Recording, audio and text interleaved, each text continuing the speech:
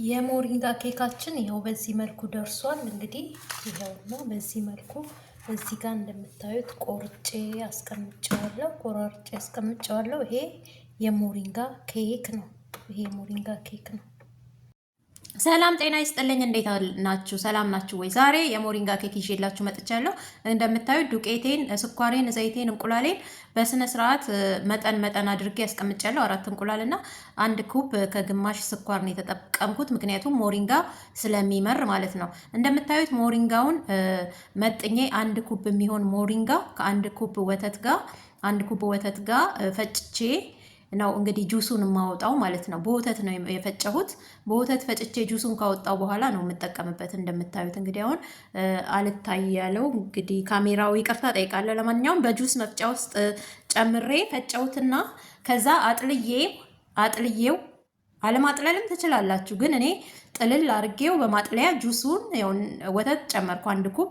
ከዛ ሞሪንጋውን 1 ኩብ ሞሪንጋውን መጀመሪያ ቀጥፌ አጣጥቤ ነው የምፈጨው። ውሃውን አንጠፍጥፌ ውሃው ተንጠፍጥፎ ካለቀ በኋላ ደረቁም ካላችሁ ደረቁንም መጠቀም ትችላላችሁ። ፈጭታችሁ የተፈጨ የሞሪንጋ እንትን ከሆነ 3 ማንኪያ የሞሪንጋ መጠቀም ትችላላችሁ፣ የሞሪንጋ ፓውደር።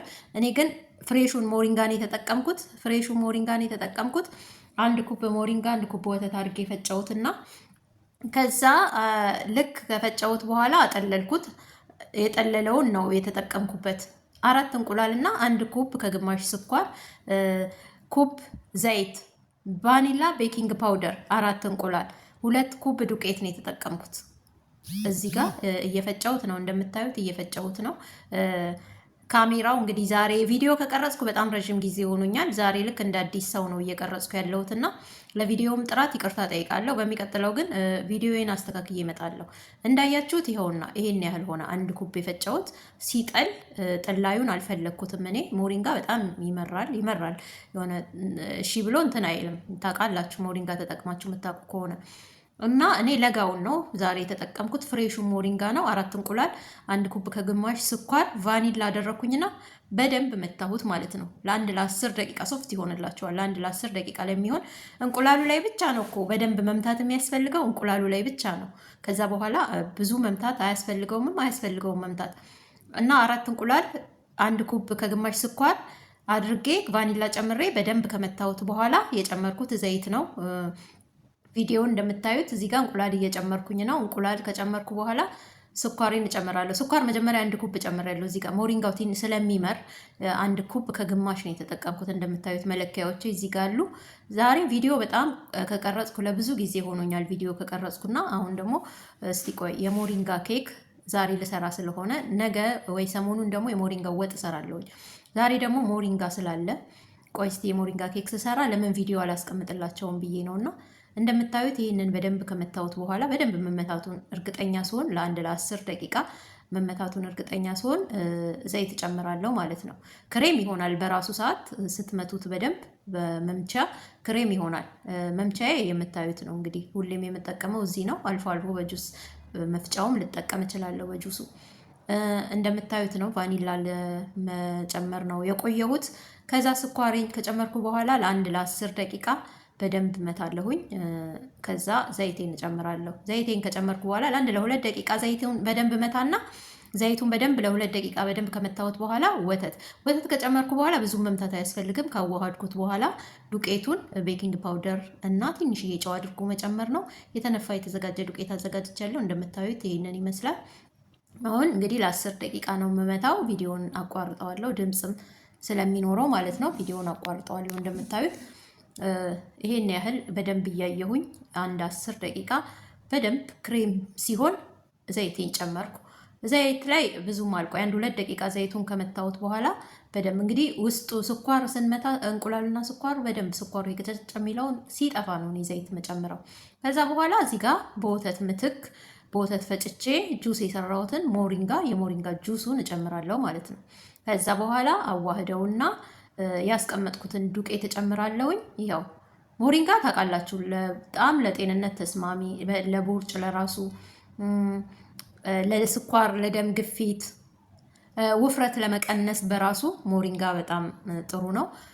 በተለይ ደግሞ ስኳርና ደም ግፊት ላለባቸው ደም ብዛትን ይቆጣጠራል እና በጣም አሪፍ ነው። ጥቅም አለው። የሞሪንጋ ዘርፈ ብዙ ጥቅሞች ብላችሁ ሰርች ብታደርጉ ስለ ሞሪንጋ ዘርፈ ብዙ ጥቅም ታገኛላችሁ። እና ሞሪንጋን በሻይ በኬክ በብስኩት በምግብ ላይ መጠቀም በጣም ጥሩ ነው። ሳይንሱም ይደግፈዋል ሞሪንጋን። ሞሪንጋ እንግዲህ በጣም ያልተነገረለት በጣም ብዙ ዘርፈ ብዙ ጥቅሞች ናቸው ያሉት። የሞሪንጋ ጥቅም ብላችሁ ራሱ ሰርች ብታደርጉ የሞሪንጋን ጥቅሞች ታዩታላችሁ ማለት ነው። እና እኔም አሁን ሞሪንጋን በዚህ መልኩ ተጠቅሜዋለሁ። ሰሞኑን ደግሞ ወይ በምግብ እጠቀመውና ቪዲዮ መቅረጽ ከቻልኩ ብቅ ብዬ ያሳያቸዋለሁ። ለዛሬው ግን ይሄ ኬኩን በኬኩ መጥቻለሁ እና ለጥራቱ ለድምፁ በጣም ይቅርታ ጠይቃለሁ። ይሄ ነው እንግዲህ የዛሬ ስራዬ። እንደምታዩት ቤኪንግ ፓውደር ጨመርኩ፣ ዱቄት ጨምሬያለሁ። የቀረኝን ዱቄት ጨምርና ወደ መጋገሪያዬ ዘይት አድርጌያለሁ። ዘይት ወይ ቅቤ ካላችሁ መጀመሪያ ኬክ መጋገር ሳስብ ነው መጋገሪያዬን የማዘጋጀው። ኬክ መጋገር ሳስብ መጋገሪያዬን እመርጣለሁ መጀመሪያ። ከዛ በዘይት ወይም በቅቤ ወይም ደግሞ ዘይት አድርጎ በዱቄት አዘጋጅና ከዛ ወደ ሌላው ነገር ገባለሁ ማለት ነው። ከዛ በኋላ እንግዲህ እንደምታዩት አሁን ዱቄቱን ጨምሬ ጨውንም ጨምሬ ያለው ሁሉንም ጨረስኩኝ።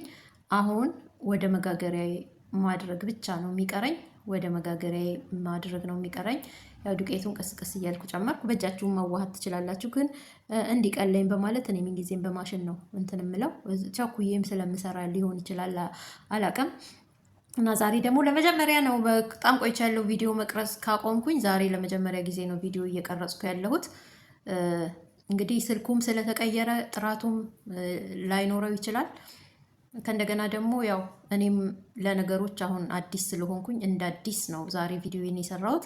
እናንተም አበረታቱኝ። እንደምታዩት ይኸው አለቀ። ፎረኔን ለኩሽ ያለው እዚህ ጋር መጀመሪያ ማብሰያዬን ለኩሽ ያለው። ከዛ ወደ መጋገሪያዬ ላይ አደርግና ወደ መጋገሪያ ውስጥ ጨምራለሁ ማለት ነው። እና እስኪ በስል 40 ደቂቃ ሰጠዋለሁ። ዛሬ ቶሎ እንዲበስል ስለፈለግኩኝ 200 ላይ ነው ያረኩት። 180 ላይ ነው የሚደረገው። 150 ላይ ሳረገው ሰሞኑን 4 ዓመት ይሆነዋል ይሄ ፎረን ከተገዛ። እየደከመብኝ ነው እንጂ በፊት በ100 ነበር ማበስለው። የሚገርም በ100 ነበር ማበስለው። በ145 ደቂቃ በ100 ላይ አድርጌው 45 ደቂቃ። አሁን አቅሙ ደከመ መሰለኝ። 100 ላይ ሲሆን በጣም ነው የሚያስጠብቀው። በ45 ደቂቃ ማያበስልልኝ ከአንድ ሰዓት በላይ ይወስዳል። ስለዚህ በ180 እና በ150 ጀምሬያለሁ። ዛሬ ግን ይሄንን ቶሎ መጨረስ ስለፈለኩኝ በ100 ላይ አረኩት። በ100 ላይ አድርጌው እኔ ጨምሬ ወደ ሌላ ስራ ሄድኩኝ። 40 ደቂቃ ነው የሰጠሁት። እስቲ በ40 ደቂቃ ውስጥ ይበስላል ወይስ አይበስልም ብዬ ነበረ። የሚገርማችሁ 40 ደቂቃ ሳይሞላው በሰለ። ዛሬ ወይ ተነስቶበታል ፎረኑ ማለት ነው። እኔ ገርሞኝ እንዴ ከላይና ከታች ነው ያረኩት ወይስ ከላይ ያረኩት ብዬ እንትን አረኩኝ። ወዲያው ነው እንትን ያለው፣ ወዲያው ነው እንግዲህ እዚህ ቪዲዮ ላይ ራሱ መልሼ እያየሁት ነው። ያው እንደምታዩት ወዲያው ነው የበሰለልኝ። 40 ደቂቃ ራሱ አልሞላውም። እኔ ደንግጬ ከላይ ብቻ ነው እንዲያረኩት ተሳስቼ ብዬ ወይስ ከላይና ከታች ነው እንዲያረኩት ብዬ ነበር። አይደለም ከላይም ከታችም ነው ያደረኩት። በደንብ ነው የበሰለው። ትንሽ ያው ፎረኑ ደክሟል ብዬ እሳት ስለጨመርኩበት ትንሽ ገባለው፣ ግን አላረረም። ያው አረንጓዴ ስለሆነ የአረንጓዴው ከከለሩ ጋር አለ ሲበስል ነው እንደዚህ የሆነውና በጣም ቆንጆ በቆንጆ ሁኔታ በስሏል። እኔ እንደውም ተጠራጠርኩ። እኔ ከላይም ከታችም ነው ያረኩት ብዬ ተጠራጥሬያለሁ፣ ግን ከታች አድርጌው ከላይም እንደመሰል ብሏል። 200 ላይ ስለሆነ ማለት ነው። እና የወላችሁ ይሄን የመሰለ ያማረ የሞሪንጋ ኬክ ጋግሬያለሁ። ማበረታታት ያስፈልጋል።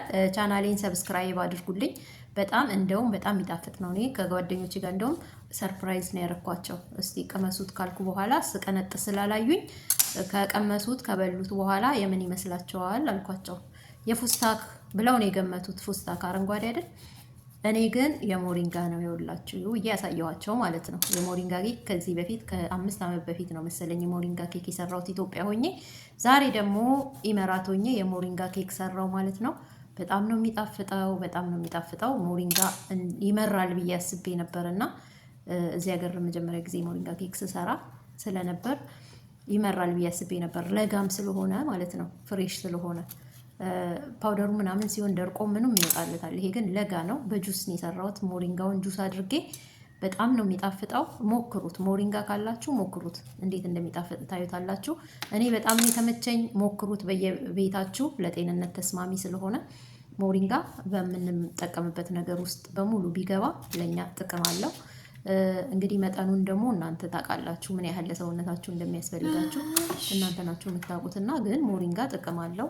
አሁን በለኬክ በፓውደሩ ሲሆን ከ2 እስከ 3 ማንኪያ መጠቀም ትችላላችሁ። ምክንያቱም አንድ ሰው ሞሪንጋ የተፈጨ ሞሪንጋ መጠቀም የሚችለው 1 ማንኪያ ስለሆነ፣ ይሄ ደግሞ ለኬክ የሞሪንጋ ኬካችን ነው በዚህ መልኩ ደርሷል። እንግዲህ ይሄ ግን ፍሬሽ ነው፣ ራሴ ቦርበት ጁሱን ሰርቼ የሰራሁት በጣም የሚጣፍጥ የሞሪንጋ ኬክ የሆነው። እንግዲህ በሚቀጥለው ደግሞ እሳቱን ቀንሼ ያሳያችኋለሁ። ዛሬ እሳቱን ጨምሬ ነው። ታዩት፣ ቅጠሉ የሞሪንጋ ነው።